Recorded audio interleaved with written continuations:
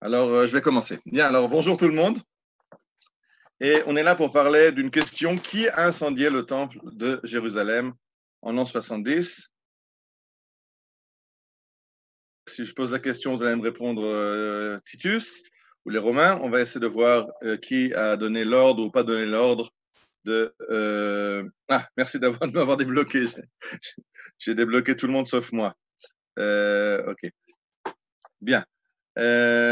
Donc, on veut d'abord donc parler de ce qu'il y a des événements qui ont conduit à la destruction du temple. On veut parler de la révolte contre les Romains. Pour ceux qui voient dans le diaporama, là, d'abord, il faut comprendre qu'on a un problème de dénomination. De quelle révolte s'agit-il? Alors, on appelait ça, selon les historiens, selon les textes, la Grande Révolte. Aujourd'hui, les historiens aiment moins le thème de Grande Révolte parce que la révolte de Bar Korva était peut-être encore plus importante. Donc, on l'appelle des fois Mered HaChurban, la révolte qui a amené à la destruction du temple. C'est aussi à cause du résultat. Dans les textes talmudiques, on trouve Pulmus chez Vespasianus, la révolte contre Vespasien. Et il faut se rappeler encore une chose, c'est que la grande révolte ou la révolte du Khurban ou la révolte contre Vespasien n'est qu'un épisode d'une suite de révoltes. Je vous ai mis en bas, ceux qui arrivent à voir en bleu, ce n'était pas important, je l'ai mis de côté. Il y a d'abord eu la révolte de Judas Aristobulus et de son fils Alexandre. Après, il y a eu les révoltes contre Pompée. Après, on a eu la révolte contre Varus. On a eu la grande révolte. On a eu la révolte de Kitus et la révolte de Diaspora. On a eu la révolte de Bar Korva. Et on oublie souvent qu'on s'est encore révolté encore 2 siècles plus tard, en 331, contre l'empereur Constantin II. Donc, les Juifs n'ont pas arrêté de se révolter contre Rome fois après fois. Je rappelle que dans la typologie juive, chez les rabbins, Rome, c'est Édom. Édom, c'est le 4e exil. Édom, Esav, Ésaü, c'est le fils, c'est le frère jumeau de Jacob. Ils ont grandi ensemble dans le ventre de leur maman Rivka, qui va demander à Dieu qu'est-ce qui se passe là. Je sens que dans mon ventre, ça se bagarre. Et Dieu lui répond, Shne goïm bitner, ou Shne lomim mima'ir paredo. Tu as 2 enfants, deux peuples dans ton sein, et les deux se sépareront. Et jusqu'au bout, ils seront en guerre. Ce sont 2 idéologies qui ne peuvent pas cohabiter, Rome et Jérusalem. Ça ne marche pas ensemble. Alors, si on regarde dans les antiquités judaïques, donc on va surtout se servir de l'historien qui a vécu le Khurban, Yosef ben Matityahu Cohen, plus connu sous son nom Flavius Joseph. Je rappelle brièvement que Flavius Joseph, Yosef ben Matityahu, était un Cohen qui a été nommé chef de la révolte contre les Romains dans la Galilée. Et au siège de Yotfat, miraculeusement, quand tout le monde va mourir là-bas, ou tué par les Romains ou suicide collectif des derniers défenseurs, Yosef ben Matityahu ne se suicide pas et il se rend aux Romains. Et sous le nom de Flavius, en l'honneur du général Flavius Vespasien, il va suivre les armées romaines et écrire les annales de la campagne de Judée. Donc, il écrira un livre qui s'appelle La guerre des Juifs contre les Romains. Et après, il écrira un deuxième livre qui s'appelle Antiquité judaïque, dans lequel il explique aux Romains qui sont les Juifs.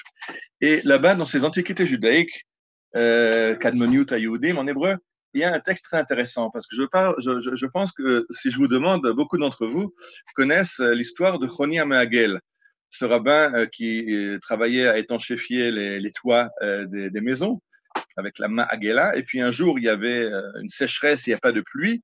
Et il a dessiné, on l'a appelé, on lui a demandé de prier pour la pluie.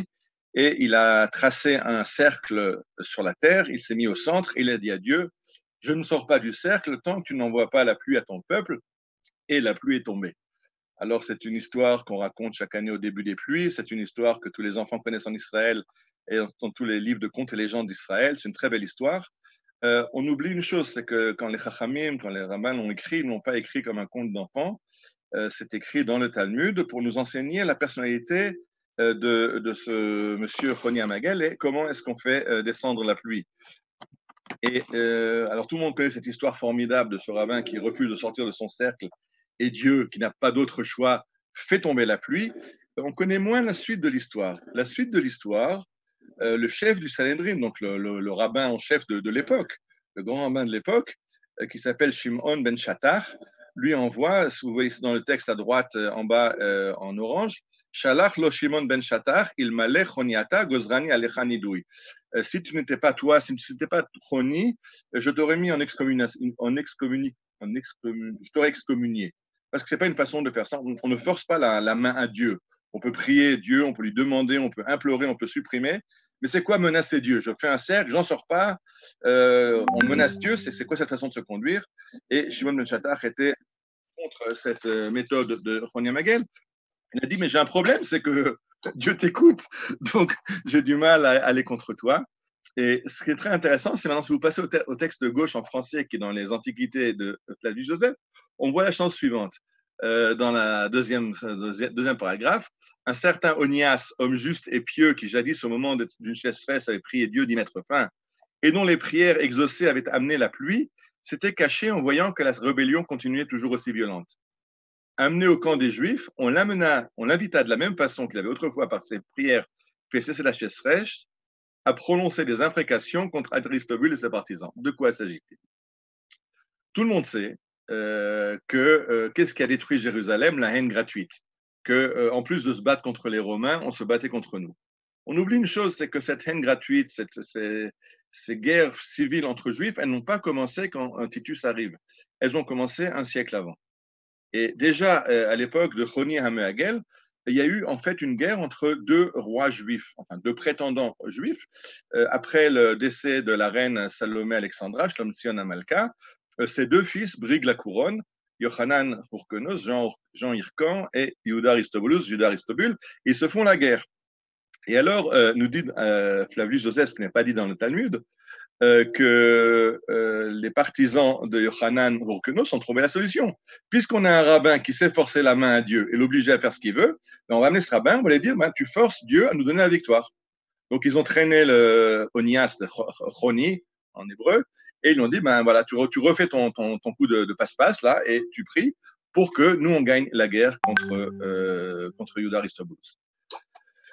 Continue le texte. Comme il s'y refusait, et comme son refus attirait les violences de la foule, se dressant au milieu des Juifs, il s'écria, ô Dieu, roi de tout l'univers, puisque ceux qui m'entourent sont ton peuple, et que ceux qui sont assiégés sont tes prêtres, c'est une guerre civile, je rappelle, je te demande de ne pas écouter ce que demande ton peuple contre tes prêtres, et de ne pas exaucer les prêtres contre ceux de ton peuple.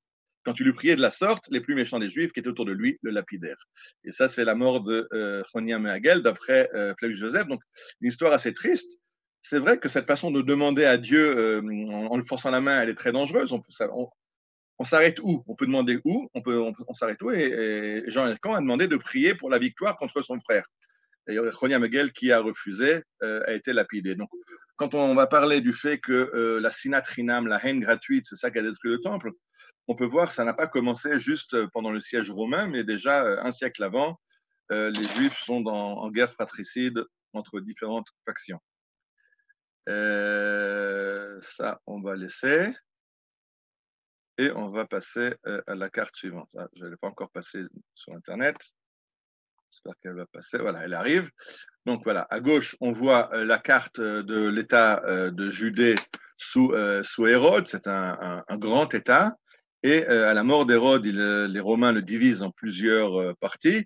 Il y a la Judée et la Samarie qui sont données à un des fils d'Hérode. Il y a la Galilée, il y a la Golanide au nord, et le royaume éclate en plusieurs parties. Et on aura des problèmes. On aura trois régnants, trois rois. Et ça ne peut pas toujours marcher très bien entre tout le monde.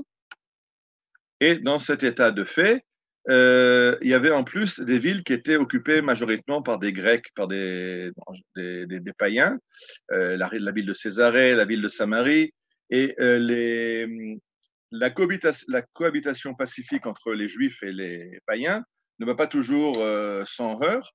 Vous avez une photo là du site de Césarée, un endroit que vous ne connaissez pas en général, parce que ce n'est pas dans le centre de Césarée, là où tout le monde va voir les antiquités, voir le port, voir le théâtre, voir le temple, etc. Mais en dehors du site, on a retrouvé la synagogue du quartier juif de Césarée, parce qu'à Césarée, à l'époque, il y a une grande population romaine et païenne, mais il y a aussi des juifs qui ont leur quartier à eux, avec leur synagogue à eux. Et cette synagogue de Césarée s'appelle en histoire, on l'appelle Bet Knishta de Mardata, le Bet Knesset de la révolte. Parce qu'en fait, la grande révolte contre les Romains va commencer à Césarée. Alors, vous pouvez voir dans le texte, là maintenant je suis dans l'histoire de la guerre des Juifs contre les Romains de Flavius Joseph, le même jour, à la même heure, comme par un décret de la Providence, les habitants de Césarée massacrèrent les Juifs qui vivaient parmi eux, et en une heure, plus de 20 000 furent égorgés, et Césarée tout entière fut vidée de Juifs. Alors, c'est ça qui, en fait, qui initie la bataille. Il y avait des heurts entre la population païenne et la population juive à Césarée. De là, ça va s'élargir. Les païens vont massacrer les Juifs à Ashkelon, ils vont massacrer les Juifs encore à Tsipori, dans d'autres villes. Et ce qui va se passer, c'est que les Juifs ne vont pas rester sans bouger. Et eux aussi, à la nouvelle du désastre de Césarée, toute la nation entre en fureur, partagée en plusieurs bandes. Les Juifs les villages des Syriens et le territoire des cités voisines. Et c'est là que ça commence à dégénérer complètement. Alors, ni Sévaste ni Ascalon ne résistèrent à leur élan, ils brûlèrent ces villes, etc. Et les Syriens, de leur côté, ne tuaient pas moins de Juifs. Donc, la situation dégénère complètement en Israël de l'époque, en Judée, province de Judée romaine de l'époque. Et le gouverneur de Syrie, puisqu'on fait partie de la province de Syrie, vous voyez ce qui est marqué en bas, la Syrie entière fut en proie à un affreux désordre. Et donc, le gouverneur de Syrie doit venir avec une légion romaine, ramener un petit peu de l'ordre en Judée. Et ça se passait en l'an 66. Alors, dans la suite du texte que je vous vois, qui arrive maintenant, voilà. Massacre, vous avez le titre dans l'édition que j'ai utilisée, qui est d'ailleurs sur Internet, vous pouvez la lire, il y a tout le livre, tous les œuvres de Flavius Joseph en français. J'ai juste fait copier dans la présentation. Alors, on voit qu'il y a les massacres des Juifs à Césarée, représailles des Juifs, etc. Et Cestius Gallus, donc le gouverneur de Syrie, arrive en Israël. Mais alors, il va être attaqué par les révoltés juifs et ça va mal aller pour lui. Si vous regardez ce qui est en orange en bas de la page, peu s'en fallut que toute l'armée de Cestius ne fût capturée. Seule la nuit survenant permit aux Romains de se réfugier à Beth-Horon. Donc, ils ont fait une erreur, ils sont descendus par Malé Beth-Horon. Malé Beth-Horon ou Morad Beth-Horon, c'est aujourd'hui la route 443 qui relie Jérusalem à la ville de Modine et vers la plaine. C'est une route qui est à l'époque entre deux ravins, donc une armée ne peut pas se déployer, la cavalerie ne peut pas charger, et les révoltés juifs ont détruit l'armée de Cestius Gallus. Et c'était très important. On voit en bas l'écho des clameurs des Juifs et des cris de joie et de fureur. Les Juifs d'abord ont gagné la bataille, donc c'est important. Ils ont vaincu une légion romaine, mais surtout la légion romaine va partir en abandonnant armes et bagages. Et en fait, on va faire main basse sur énormément d'armements, des armes, des catapultes, des lance-pierres, des lance-flèches, toutes sortes d'armements qui vont servir à armer la révolte. Donc, à partir de ce moment-là, on est très content puisque on se sent en force pour continuer cette guerre. D'abord, on a prouvé qu'on peut vaincre les Romains et on a réussi à obtenir beaucoup d'armes. Et surtout, si vous voyez l'image que j'ai mise, vous voyez l'image d'un porte-aigle. Chaque légion a son aigle. Et ça, c'est un des gros problèmes. C'est que dans la suite de cette bataille, Flavius Joseph nous raconte que les Romains ont perdu leur aigle. Le jour venu, il accéléra encore sa fuite au point que les soldats, dans leur stupeur et leur crainte, abandonnaient les épaules, les catapultes, la plupart des autres machines. Les Juifs s'en emparèrent pour les tourner plus tard contre ceux qui les avaient laissés, ça je viens d'en parler. Mais surtout, si vous voyez la dernière ligne qui est en bas, honte suprême, elle perdit dans les combats son aigle emblème. Donc, je vous ai montré la statuette de l'aigle. Là, vous avez un drapeau romain, un drapeau d'une légion romaine avec l'aigle impérial qui est sur le drapeau de la Légion. Et pour comprendre la honte que c'est, alors il y a même un film qui parle pas de la Légion ici, qui est la 12e Légion Fulminata qui a perdu son aigle. Il y a aussi la 9e Légion dans un autre combat qui n'a rien à voir, qui a perdu son aigle. Mais il y a eu un petit film, alors, il y a un film de Hollywood, et j'en ai juste... Notre nouveau commandant, Marcus Aquila. 4e cohorte de Gaulle, 2e Légion. C'est votre premier commandement? En effet. À mon commandement! Vous savez qui était son père? L'homme qui a perdu l'aigle de la 9e Légion. Sans compter ses 5000 hommes. Ce garçon est un mauvais présage. On raconte que l'aigle a été vu plus au nord. Donc, vous comprenez, pour une légion, perdre son aigle, c'est la honte totale. Et c'est ce qui s'est passé dans cette bataille de Beth Horon, où la 12e légion Fulminata a perdu son aigle. Du coup, les révoltés juifs sont heureux, ils ont vaincu les Romains se sont enfuis, ils ont pris leur armement, et on commence à frapper des monnaies pour parler d'une indépendance, d'une souveraineté retrouvée. Alors, vous voyez des monnaies de l'époque. Au-dessus, on voit, là, je suis en train de montrer le shekel de la révolte, où il y a marqué dessus Shana Gimel, donc c'est la troisième année de la révolte. Il y a marqué Yerushalayim Kedosha, le Cherut, les Geulat Zion. Les Geulat Zion, c'est pour la libération de Sion, de Jérusalem. Donc, on est de nouveau souverain. On fait à droite une monnaie, on frappe une monnaie avec un palmier qui produit aussi, il est marqué le Geulat Zion, pour la liberté de Sion. Et l'État d'Israël a reproduit cette monnaie dans les monnaies que vous connaissez tous. Dans votre porte-monnaie, vous avez la pièce de 10 shekels. La pièce de 10 shekels qui est cette pièce qu'on a frappée une fois qu'on a chassé Cestius Gallus, gouverneur romain de la Syrie. Si vous voyez, on a marqué, on a l'Igeulat Zion en hébreu ancien, comme c'était sur la monnaie, mais on a ajouté aussi, pour les non-lecteurs de l'hébreu ancien, l'Igeulat Zion en hébreu moderne.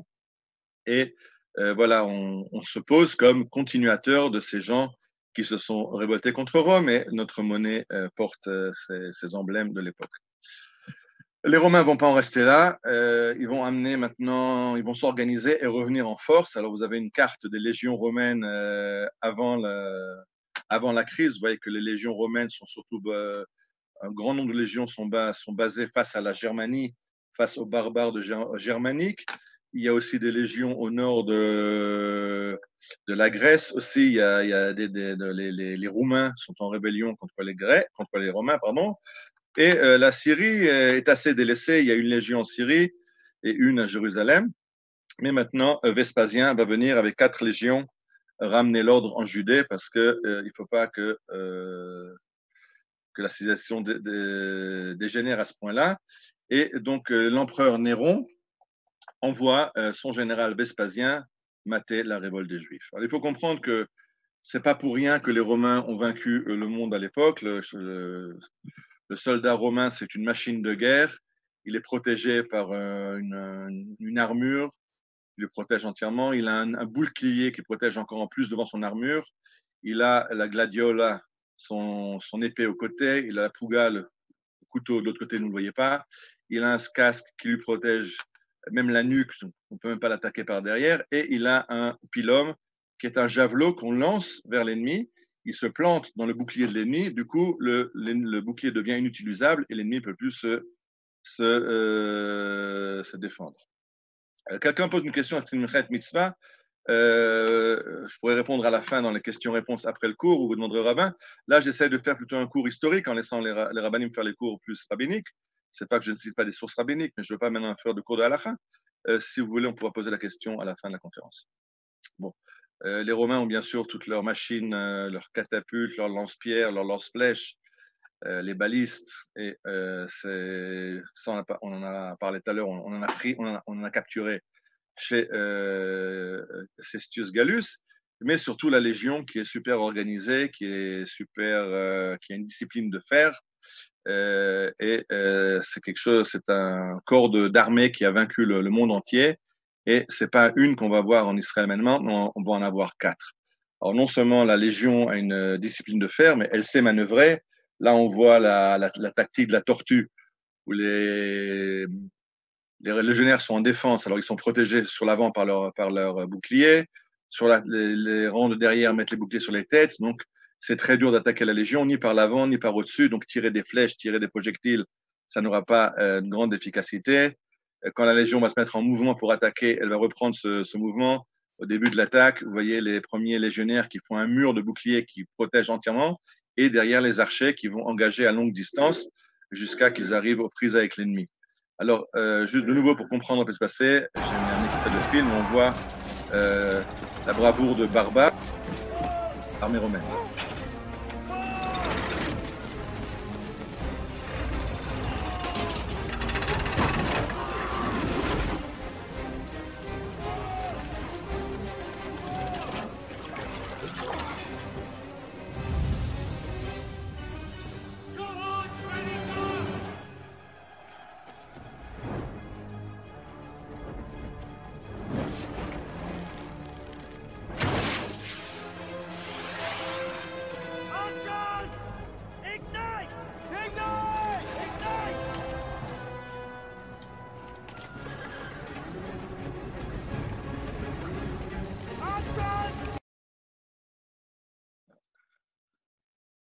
Pardon, j'ai appuyé sur le bouton par erreur. Il faut que j'aille en arrière.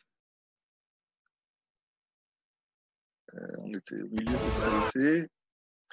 Juste ce qu'on a vu, c'est que les Romains se préparent à l'attaque. Il y a la cavalerie qui a contourné l'ennemi pour venir par l'arrière. Il y a maintenant le tir de barrage avec les catapultes qui vont tirer. Après, les archers. Après, ils vont laisser l'ennemi tirer en se protégeant de leur bouclier. Et seulement après va être l'attaque. Donc, c'est une armée qui sait se battre. Elle a une technique, pardon. Et c'est très dur de se mesurer avec l'armée romaine.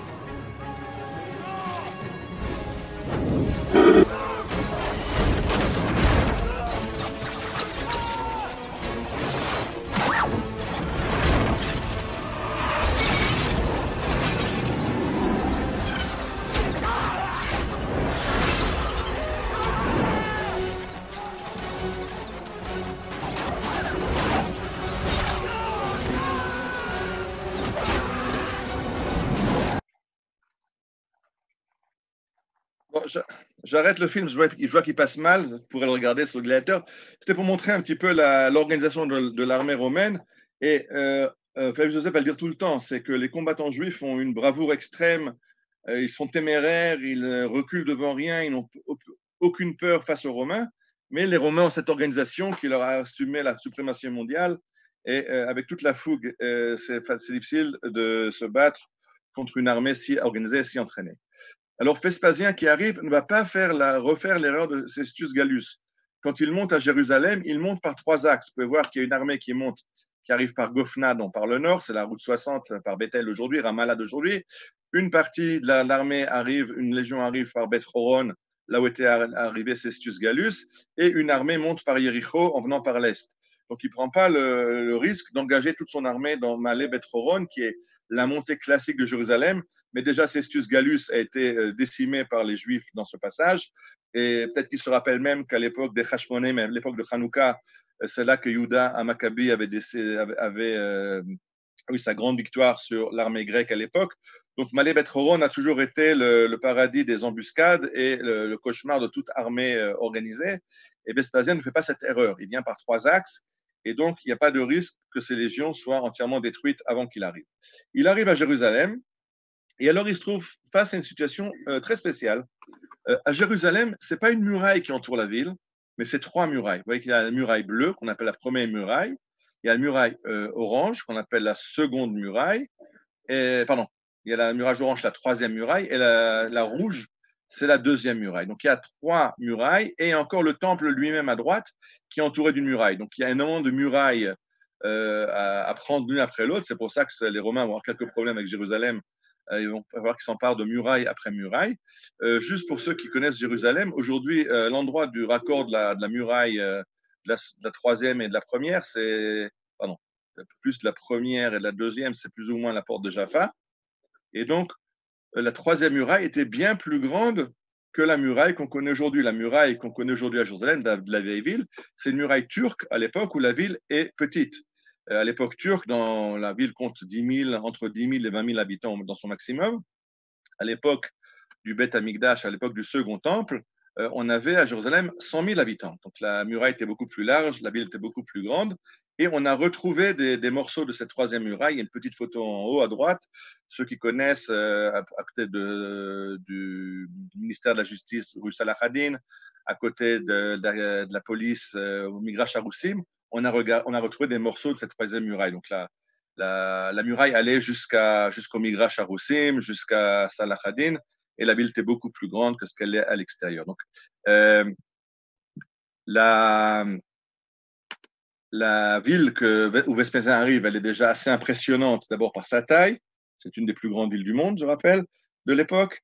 C'est impressionnant par ses défenses, par ses murs, et impressionnant par le temple qui faisait 50 mètres de haut, qui était en marbre et couvert d'or. C'était un bâtiment énorme qui faisait la stupeur de tous ceux qui venaient de Jérusalem. Et ça, Joseph le décrit dans le livre, et c'est ça que Vespasien découvre quand il arrive. Mais il découvre encore autre chose. Alors, il va entourer la ville sur trois flancs. Au flanc sud, il y a un ravin, c'est pas la peine de se mettre là-bas, mais sur le flanc nord, la cinquième, sur le flanc ouest, la 5e Légion, la 12e et la 15e au nord, la 10e à l'est, et la ville est encerclée. On voit à gauche Vespasien, à droite Titus, mais il découvre quelque chose d'encore plus intéressant. Il va se rendre compte que sans que lui ne tire une flèche ou un boulet de catapulte, il voit qu'il y a des incendies dans la ville. Il voit qu'il y a des heurts dans la ville. Et en fait, dans la ville, il y a 3 armées juives qui, en attendant l'arrivée des Romains, n'ont trouvé rien de mieux à faire que de se battre entre elles. Et finalement, ils vont se répartir le terrain. Shimon bar Giora, lui, s'est rendu maître de la ville haute, la ville de Jérusalem face au temple. Elazar ben Shimon, lui, a le temple lui-même. Il est dans le temple qui est en soi une forteresse. Et Yochanan de Gush Chalav, en français Jean de Giscala, lui tient les parvis du temple. Donc il y a 3 armées juives à Jérusalem et qui n'ont rien de mieux à faire que se battre entre eux. Et les Romains vont voir ça et se dire, c'est formidable, ils nous font le boulot sans qu'on ait besoin de se fatiguer. On va voir ce que nous dit Flavius Joseph de ce qui se passe dans la ville de Jérusalem.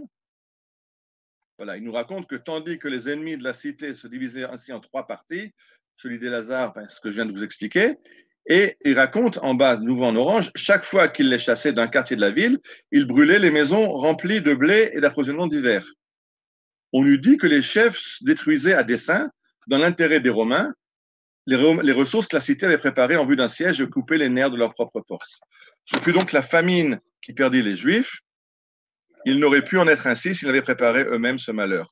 Donc, la ville est prête au siège, puisque quand on prépare le siège, je rappelle qu'on a vaincu Cestius Gallus, le gouverneur de Syrie, l'année dernière. Ça a pris 1 an jusqu'à que Néron réunisse ses légions, qu'arrive un nouveau printemps, puisque les Romains ne se battent pas en hiver, et qu'ils reviennent attaquer Jérusalem. On a eu 1 an pour se préparer. On a des réserves pour 3 ans de siège, mais dans la guerre intestine, on a tout détruit.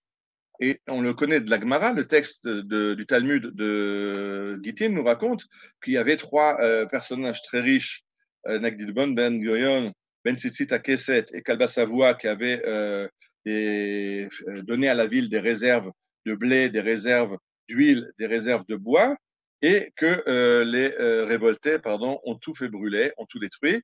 Et c'est la dernière ligne qu'il y a en bas à droite. Kamu kalnaou le haneo. Ils ont brûlé les réserves de blé et d'huile et la faim s'est installée. Donc c'est nous qui avons créé ce chaos dans la ville.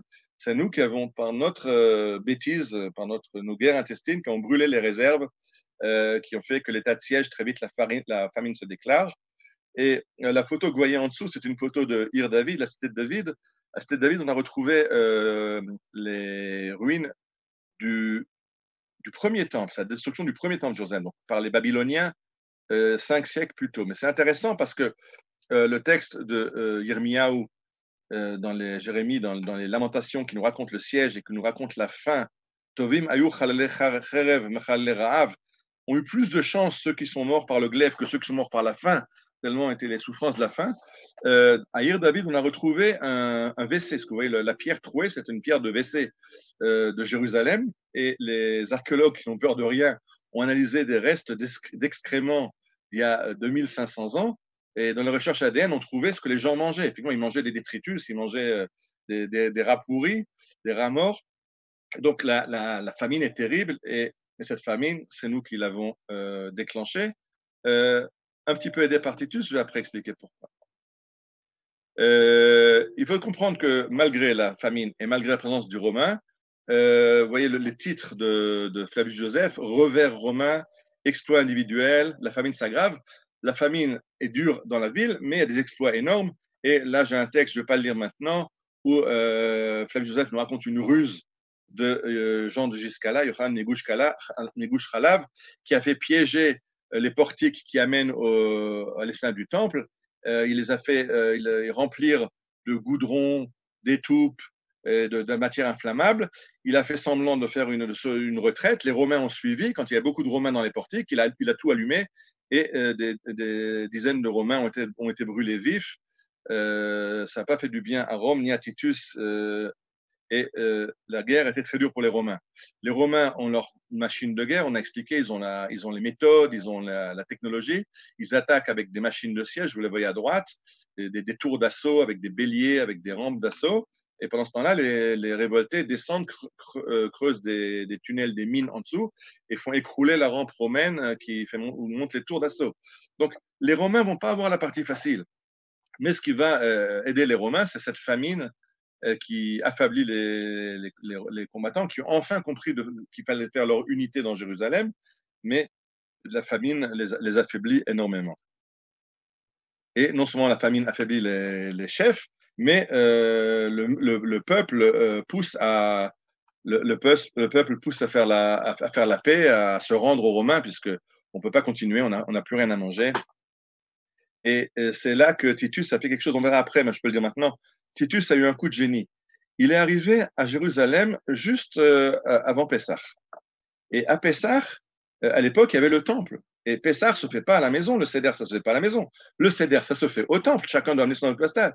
Et Titus, très sympathique, il a dit à Juifs, à tous ceux qui veulent pèleriner et servir le Dieu d'Israël, welcome, il a grand ouvert les passages entre ses troupes, et tous les Juifs qui voulaient se rendre à Jérusalem pour Pessah ont pu. Une fois qu'il a pris son siège, il a fermé. Et donc, si la population de Jérusalem compte 100 000 personnes au jour courant, on sait par les textes qu'à Pessah, il y avait 1 million et demi de personnes qui venaient faire le pèlerinage de Pessah. Donc maintenant, Titus a en fait 1,5 million de personnes dans Jérusalem, et donc il compte là-dessus pour ce fait que ça va affaiblir la ville, puisque la ville n'est pas prête à nourrir 1,5 million de personnes sans fin. Et donc, le but de Titus, en permettant aux Juifs de venir pèleriner et de ne pas les laisser repartir, était d'augmenter la famine. Donc, la famine, elle vient d'un côté par le fait que nous, on a brûlé les réserves de vivres, et de l'autre côté, que Titus a fait venir le maximum de personnes à Jérusalem, les a laissés rentrer pour que la famine fasse ses ravages. Et quand Titus, je sautais un petit peu les différentes batailles qu'il y a eu, il y a eu plusieurs batailles, plusieurs revers romains, plusieurs succès romains, c'était compliqué. Et quand on arrive la veille du jour fatidique où Titus comprend qu'il est prêt à rentrer dans le temple et à prendre le temple, voilà ce que nous dit Flavius Joseph. Titus réunit les chefs qui s'assemblèrent au nombre de 6. Tibère Alexandre, commandant de toutes les troupes, s'excuse Céréalis, c'est pas important. Et Titus tient conseil au sujet du temple. Les uns étaient d'avis d'appliquer la loi de la guerre. Jamais les Juifs ne cesseront de se révolter tant que le temple où ils se rassemblent de tous les endroits du monde subsistera. Quelques-uns conseillèrent de l'épargner. Et Titus déclara que même si les Juifs montaient sur le temple pour combattre, lui-même ne se vengerait pas sur des objets inanimés de fautes commises par des hommes et qu'il ne brûlerait jamais un si bel ouvrage. Ce serait une perte pour les Romains, comme du reste, la conservation de ce monument ajouterait à la gloire de son principat. Alors, Fronton, Alexandre et Céréalis s'enhardirent et se rangèrent à l'opinion de Titus. Donc, on voit que Titus convoque un conseil de guerre le soir avant la journée fatidique, et demande conseil, prend conseil, qu'est-ce qu'on fait avec le temple? On brûle ou on ne brûle pas?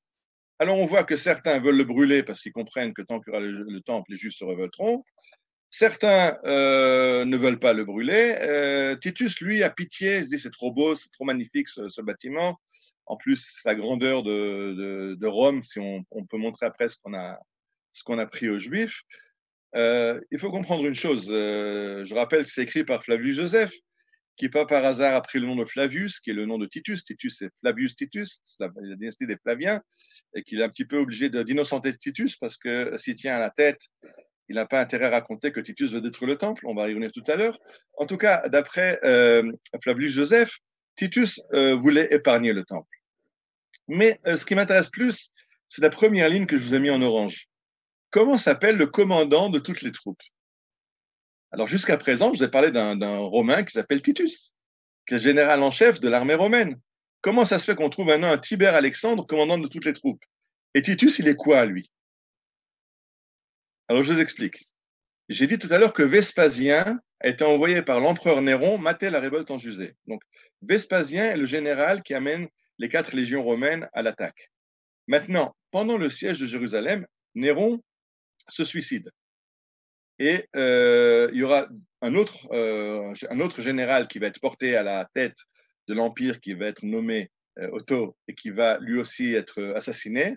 Il y aura un troisième, on appelle cette année dans l'histoire romaine, on appelle l'année des trois Césars. Il y aura trois Césars, Néron, Otto et le troisième de son nom, mais tous finissent mal dans la même année.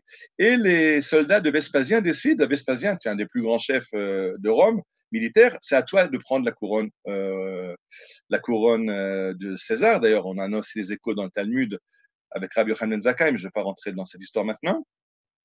Et Vespasien donc, rentre à Rome pour recevoir la couronne.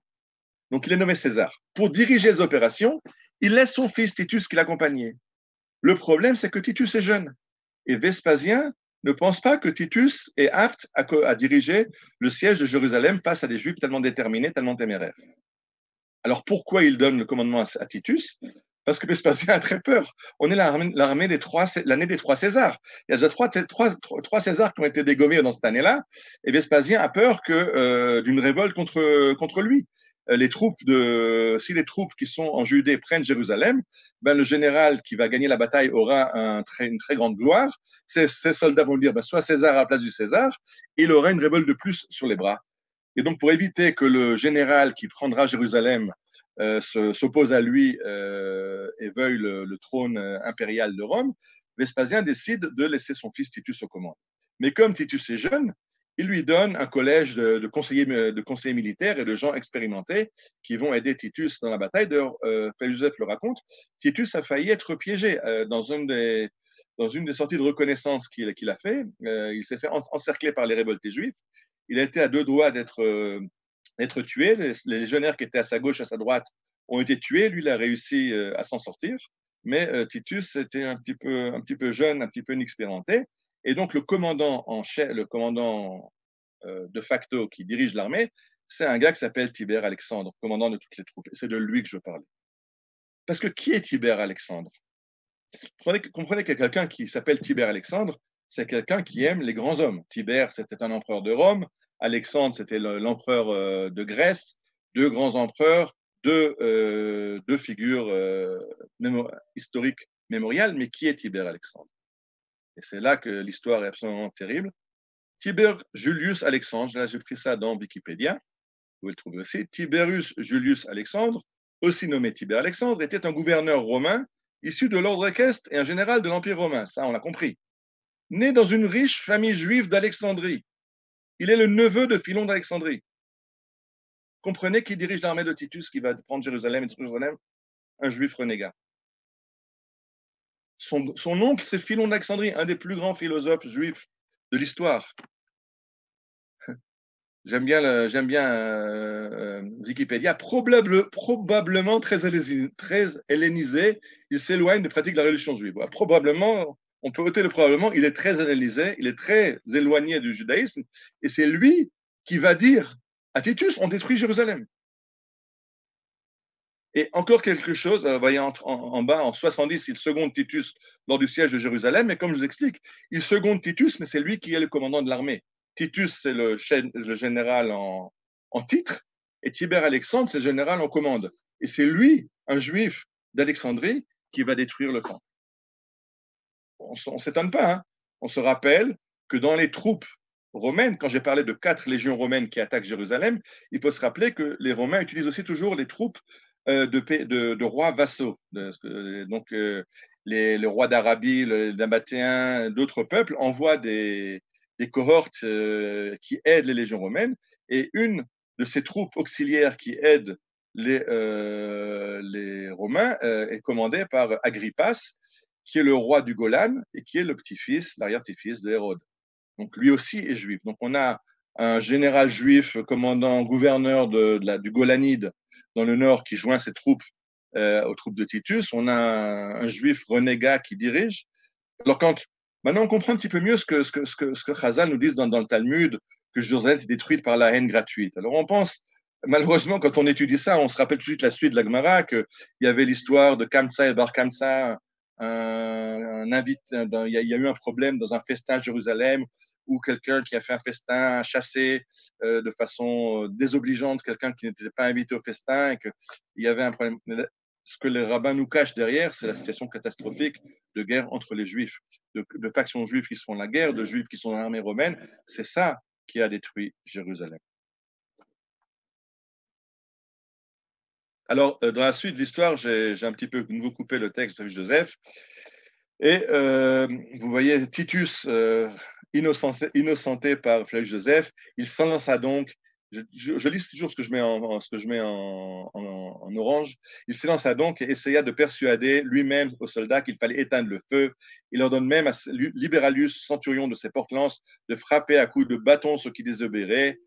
Mais leur respect pour César et leur crainte d'officiers chargés de retenir cédèrent à leur rage, etc. Après, de nouveau en orange, un des soldats qui était entré au moment où César s'est lancé lui-même pour arrêter les incendiaires mit le feu dans l'obscurité au gond de la porte. La flamme jaillit à l'intérieur. C'est ainsi que le temple fut brûlé malgré César, malgré Titus. Comprenez que c'est du Flavius Joseph. Si on comprend, et c'est pour ça que je vous ai montré avant un petit peu l'armée romaine avec sa discipline. Un soldat romain ne jette pas un tison s'il n'a pas reçu l'ordre. Un soldat romain ne bouge pas s'il n'a pas reçu l'ordre. Dans l'armée romaine, un désobéissement, c'est frappé de mort. Il y a un mot que vous connaissez en français. Je ne sais pas si vous savez tous d'où il vient. Vous connaissez le mot qui veut dire décimer? Quand on veut dire qu'on veut détruire une population par une épidémie, par une guerre, on dit elle est décimée. Décimer, c'est un terme latin qui vient de 10. Parce que dans la Légion romaine, quand il y avait une unité romaine qui se conduisait mal, qui avait désobéi, on tirait au sort 1 sur 10 et les 90% restants devaient eux-mêmes tuer les 10 pour l'exemple. Ça, c'est la discipline dans l'armée romaine. Alors, un soldat qui jette un tison quand Titus a décidé au conseil de guerre on ne touche pas au temple, vous comprenez que si au conseil de guerre il a dit on ne touche pas au temple, l'ordre a été transmis à tous les soldats jusqu'au dernier soldat. Demain, vous tuez tous les résistants, tous les révoltés juifs, mais vous laissez les bâtiments en état, ils sont trop beaux, ils sont trop magnifiques. Si le temple a été brûlé par un soldat, c'est que Titus en a donné l'ordre. Il y a un texte que je n'ai pas mis ici parce que je ne voulais pas encore alourdir le diaporama, mais dans les Antiquités juives, Flavius Joseph raconte l'histoire des grands prêtres qui ont officié au temple de Jérusalem. Il dit il y en a eu tant et tant entre la destruction, entre l'arrivée de Ptolémée et l'incendie du temple par Titus. Donc dans les antiquités judaïques qu'il écrit quelques années après, il a oublié et il a marqué le temple incendié par Titus. Donc Flavius Joseph lui-même l'avoue en sous-main, mais c'est vrai qu'il ne peut pas le dire officiellement, autrement sa tête en aurait payé le prix. Mais je rappelle une chose, que pour les rabbins, dans le Talmud, dans le Midrash, ils nous disent une chose. Ce qui est marqué en bas en gras, Nafak batkala ve'amra amma kitila katalt, echala kalia kalit, kimcha tchinat tachant. C'est une phrase qui a rapport avec le premier temple, mais elle est aussi applicable au deuxième temple. Si le temple a été détruit, c'est parce que Dieu a décidé de le détruire. Alors c'est effectivement Titus qui portera le tison qui va allumer l'incendie, mais l'incendie, c'était les Juifs qui avaient provoqué cette chute du temple, et Dieu avait décidé de détruire le temple, et les Romains n'ont été que l'instrument de la providence de Dieu qui avait décidé de détruire le temple.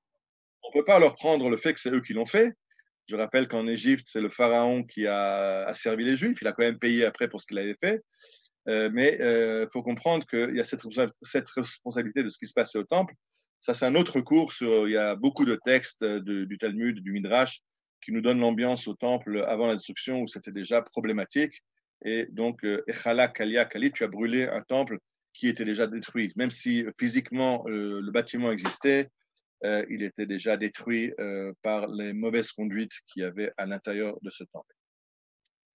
Là, on a un petit film, j'espère qu'il va passer un peu mieux que celui d'avant pour voir un petit peu la prise de Jérusalem, l'entrée des Romains.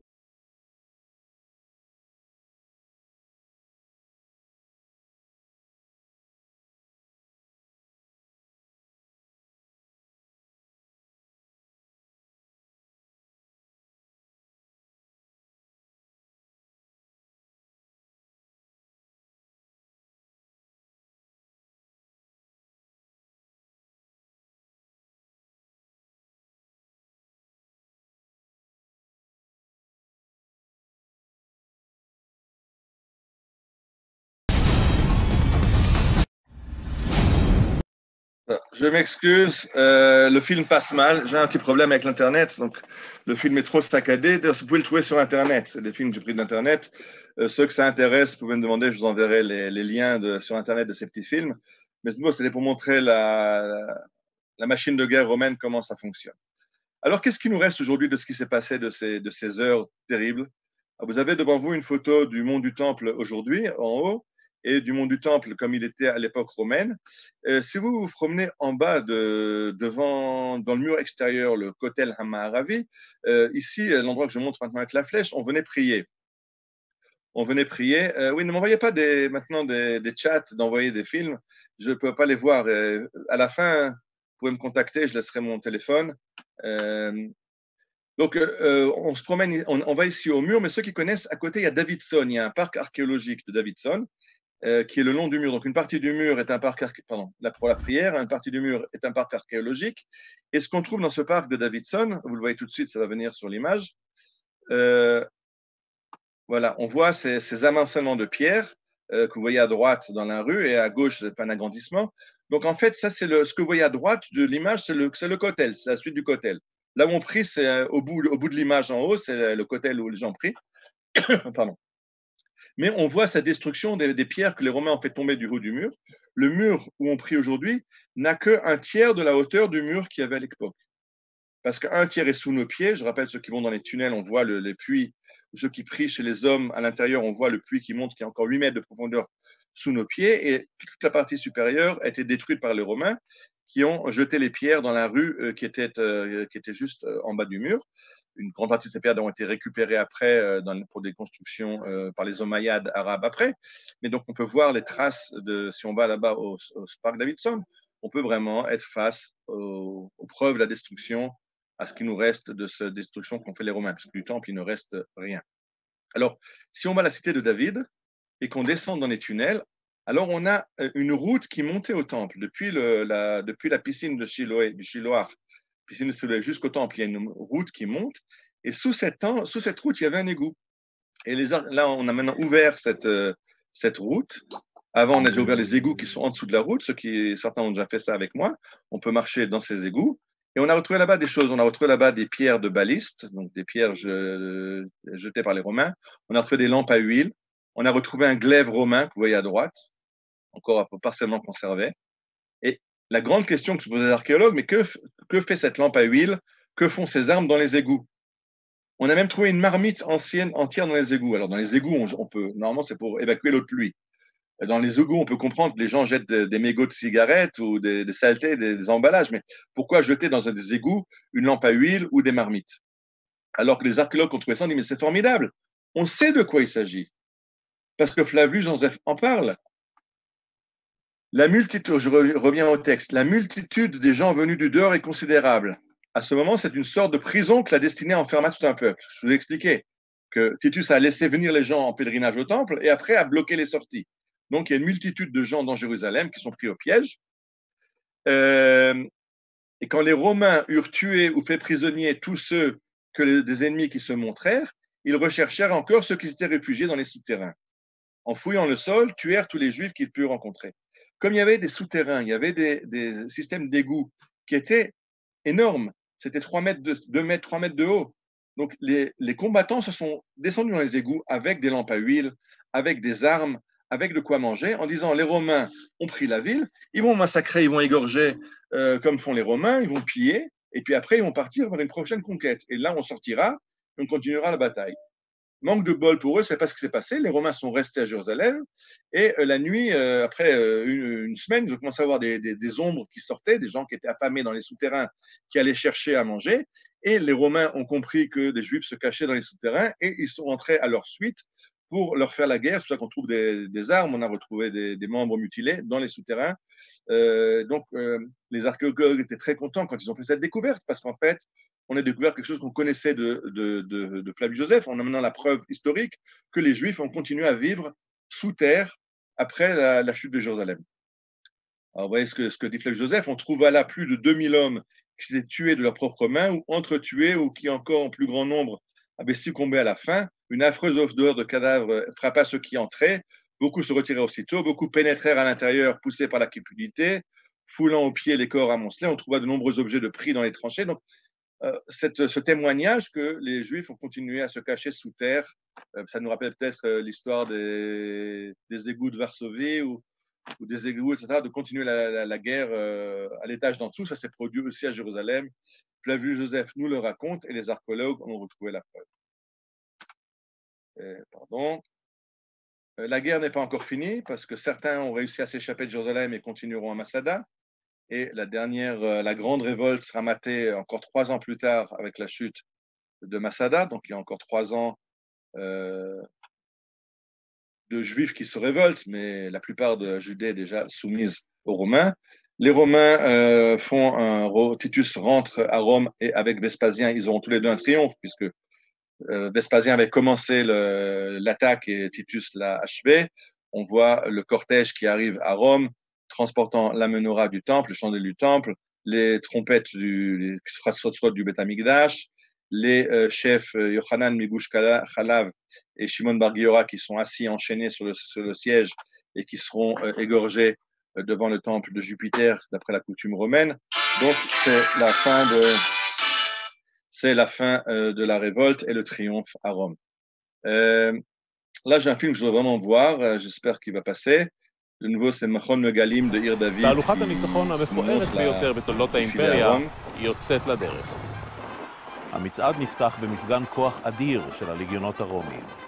אלי רומא מובלים בראש התהלוכה, ואחריהם שטף אדיר של שלל מלחמה, כלי כסף וזהב, שנהבים, יצירות אומנות וחיות נדירות. כמויות הכסף והזהב שהביא טיטוס מביזת ירושלים היו כל כך גדולות שמחירם ירד בכל רחבי האימפריה. בחלק מאוצרות השלל יעשה שימוש אספסיאנוס על מנת לבנות את הקולוסאום, האמפיתיאטרון הרומי המפואר ביותר בעולם. שפע השלל מעורר את השתאות הקהל, אבל השיא מגיע כאשר אל מול פני ההמון עוברים כלי הקודש של בית המקדש ובהם מנורת הזהב. אחריהם מובל כמו שבוי מלחמה נציג האמונה היהודית, ספר תורה בודד מירושלים. בסוף התהלוכה מובלים שבויי המלחמה עצמם. מובסים ומושפלים צועדים השבויים מארץ ישראל ברחובות רומא. פצעי המלחמה שעל גופם מוספים היטב בבגדי הרקמה והמשי שהלבישו עליהם הרומאים, אבל דבר אינו יכול להעלים את הכאב הנורא שאותו הם נושאים בליבם.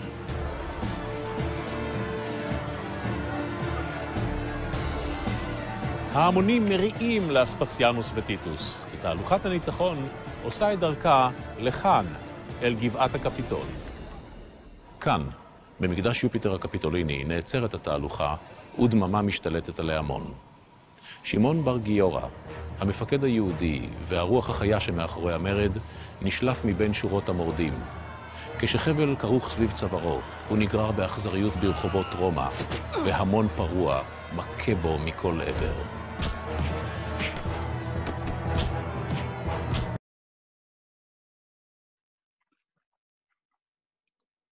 Bien, donc j'espère que vous avez réussi à suivre un petit peu ce qu'on a vu. Donc, on a vu le triomphe avec les trésors de Jérusalem. On a vu les objets du temple et après les prisonniers et les chefs de la révolte Shimon Bar Giora qui est tué à Rome. Maintenant, ce qui a été dit dans le film aussi, c'est que le Colosséum, le Colisée le plus grand amphithéâtre du monde, a été construit avec cet argent du butin. Effectivement, il y avait à l'entrée du Colisée une plaque qui disait que ce Colisée a été construit, je ne sais plus qui, je crois par un empereur de la dynastie des Sévères, donc un siècle après la chute de Jérusalem. Mais il y a quelques années, quand on l'a envoyé en atelier de réparation, de restauration, on a retrouvé en dessous une plaque plus ancienne qui disait que Imperator Titus, que c'est César qui l'a construit, ce nouvel amphithéâtre, avec l'argent de la campagne de Judée. Donc, le Colisée a été construit avec l'argent de la campagne de Jérusalem. À l'intérieur, l'empereur offre des spectacles au peuple de Rome. Il leur offre les condamnés juifs qui sont crucifiés, qui sont mangés par les lions, qui doivent combattre contre des gladiateurs. Et ça aussi, on en a un écho dans le Talmud. Le texte que j'ai mis en bas, dans le traité d'Avodah Zarah, nous dit on n'a pas le droit d'aller au cirque parce que ce n'est pas quelque chose pour nous. Mais Rabbi Nathan permet pour deux raisons. Rabbi Nathan dit qu'il faut y aller, un, parce qu'on crie et on sauve, deux, parce qu'on porte témoignage pour qu'une femme puisse se marier. C'est assez sibyllin comme permission pourquoi aller au jeu de cirque, mais on peut très bien le comprendre. Parce qu'on crie et on sauve. Quand deux gladiateurs se sont bien battus et qu'un gladiateur est à terre sur le point d'être tué par l'autre, le vainqueur n'a pas le droit de tuer le vaincu. Il a le droit dans le feu de l'action. Mais si l'autre est à terre, il n'a pas le droit de le tuer parce que si c'est bien battu, il pourra de nouveau faire un autre spectacle. C'est dommage de le tuer. Et donc, le gouverneur va demander à la foule de l'épargner ou de le tuer. Et c'est d'après les clameurs de la foule, les hurrahs de la foule, que le gouverneur va décider est-ce qu'il mérite la vie ou la mort. Donc, quand Rabbi Nathan nous dit qu'il faut aller au cirque pour hurler, pour acclamer, pour sauver, on comprend que le gladiateur qui est à terre, c'est un juif. Et quand on nous dit qu'il faut aller témoigner pour une femme, de nouveau, on voit les bêtes sauvages qui dévorent les gens dans l'arène. Alors, Hollywood aime beaucoup les lions, les tigres, ça fait très bien. Les Romains affectionnent particulièrement les crocodiles. Et les crocodiles, eux, ne laissent rien, ça mange tout.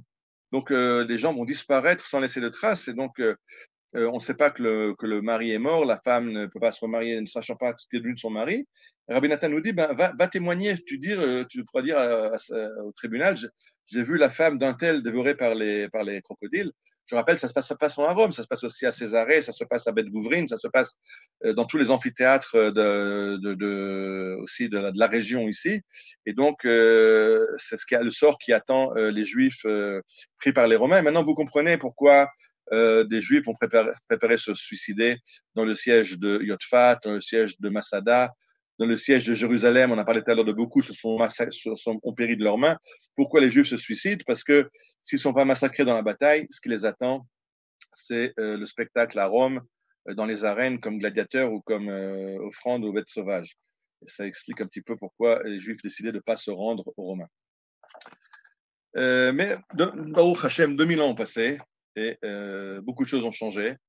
Les Flaviens sont aujourd'hui dans les oubliettes de l'histoire. À Rome, on peut visiter l'arc de triomphe que Titus a construit à l'époque en mettant dans bas-relief le triomphe de sa campagne de Judée. Mais les deux photos que j'ai choisies ici, c'est des photos d'un certain jour. C'est des photos qui ont été prises le 30 novembre 1947. Je rappelle que le 29 novembre, l'ONU a décidé du plan de partage de la Palestine de créer un État juif en Palestine.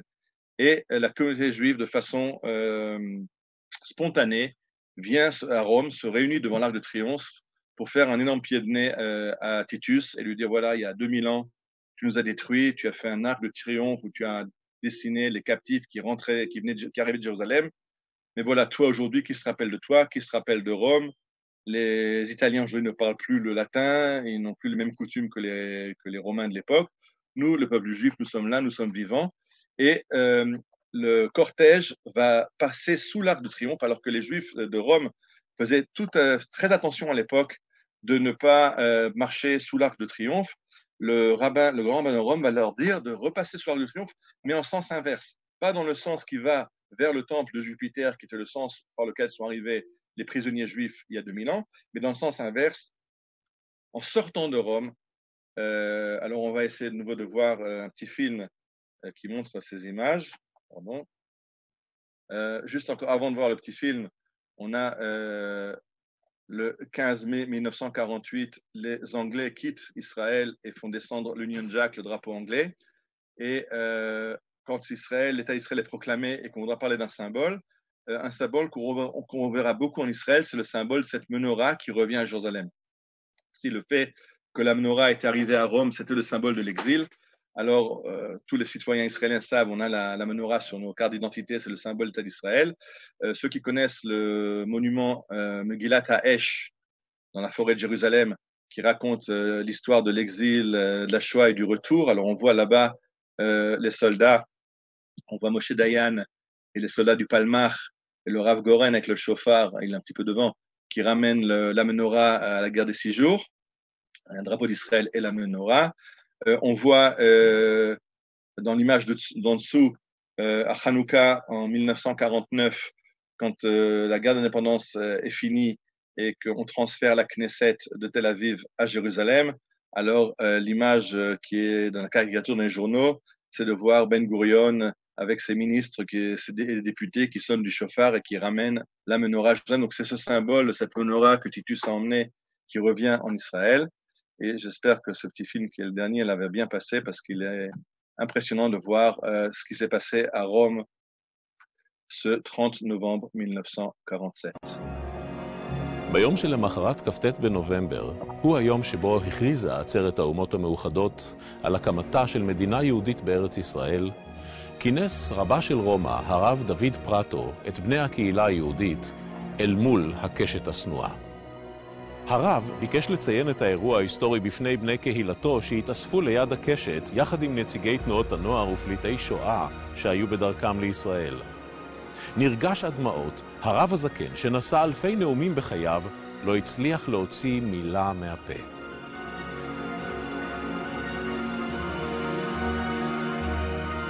רק הרב אמר שהחיינו וקיימנו והגיענו לזמן הזה.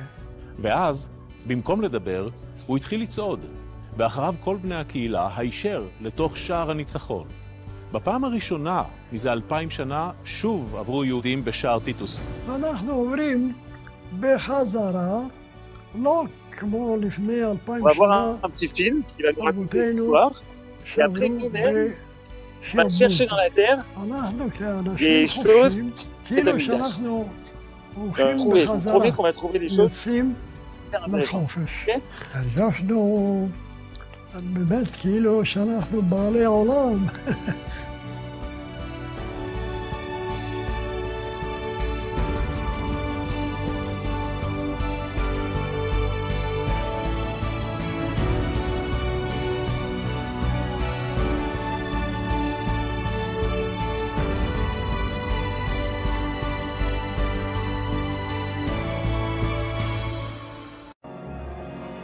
ביום שלמחרת